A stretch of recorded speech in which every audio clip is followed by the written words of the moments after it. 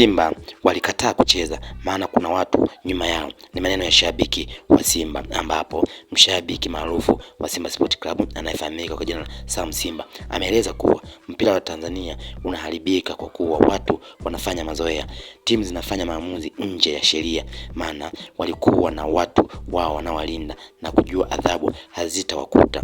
Pia ameeleza pia hakuna haja ya kutumia busara wakati sheria zipo wazi na zimewekwa ili kutumika. Kwa mjibu wa shabiki huyo anayejulikana kwa jina la Sam Simba, anadai kwamba walichokifanya Yanga walikuwa wanafanya huku wakiwa wanajua kabisa kwamba ni nini ambacho kitatokea. Kwa mjibu wa Sam Simba, anadai kwamba Simba na Yanga kuna watu nyuma yao ambao wanawapa maelekezo, yani watu ambao wamefanya mazoea, na ndio maana timu zinafanya maamuzi nje ya sheria, maana wanakuwa na watu ambao wanawalinda na kujua adhabu hazitawakuta.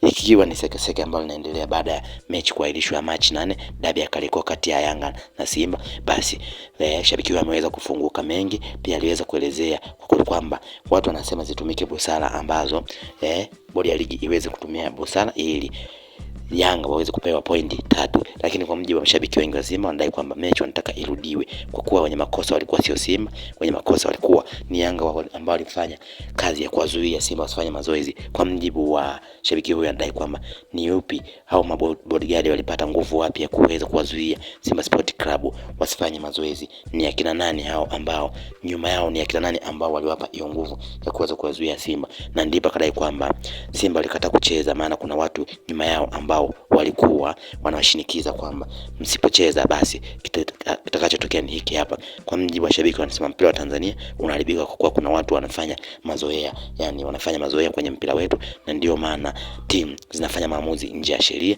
maana wanakuwa na watu wao wanaowalinda na kujua adhabu hazitawakuta kutoka na watu ambao wanawalinda. Aliweza kuzungumza Sam Simba, shabiki kindakindaki wa klabu ya Simba Sport Club.